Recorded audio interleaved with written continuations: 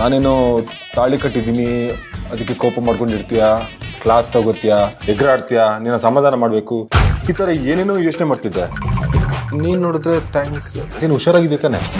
Hello, ನಿಮ್ಮ ಪ್ರಕಾರ ನನಗೆ ಕೊಬ್ಬಿರ್ಬೋದು, ಆದರೆ ನಮ್ಮ ಮನೆಯವ್ರಿಗೆ ಸಹಾಯ ಮಾಡಿದವ್ರಿಗೆ ಥ್ಯಾಂಕ್ಸ್ ಹೇಳೋ ಒಳ್ಳೆ ಮನ್ಸು ನನಗಿದೆ. ಆದರೂ ಈ ಥ್ಯಾಂಕ್ಸ್ ಯಾಕಂತ ಗೊತ್ತಾಗಿಲ್ಲಪ್ಪ. ರಿಸೆಪ್ಷನಲ್ಲಿ ಎಲ್ಲರೂ ಮುಂದೆ ನನ್ನ ಪರವಾಗಿ ನಿಂತಿದ್ದಕ್ಕೆ, ನಮ್ಮ ಮನೆಯವರು ತಲೆ ತಗ್ಸದೇ ಇರೋ ಹಾಗೆ ಮಾಡಿದ್ದಕ್ಕೆ ಈ ಋಣ ನಾನು ಯಾವತ್ತೂ ಮರೆಯಲ್ಲ. ಆಗ ನೋಡೋಕೆ ಹೋದ್ರೆ ಪಶುಪತಿ ಹೇಗೆ ನಿನ್ನ ಶತ್ರುನೋ ನನಗೆ ಅದಕ್ಕಿಂತ ದೊಡ್ಡ ಶತ್ರು. ಎಲ್ಲರೂ ಮುಂದೆ 4 ಬಾರಿಸ್ಬೇಕು ಅಂದ್ಕೊಂಡೆ, ಆದರೆ ಸಿಚುವೇಶನ್ ಸಪೋರ್ಟ್ ಮಾಡಿಲ್ಲ. ಹೌದು, ನಾನು ಕೇಳೋಣ ಅಂತಿದ್ದೆ, ಪಶುಪತಿ ಮೇಲೆ ನಿಮ್ಗೆ ಯಾಕೆ ಅಷ್ಟೊಂದು ದ್ವೇಷ? ಅವ್ರು ನಿಮ್ಮ ರಿಲೇಟಿವೇ ತಾನೇ?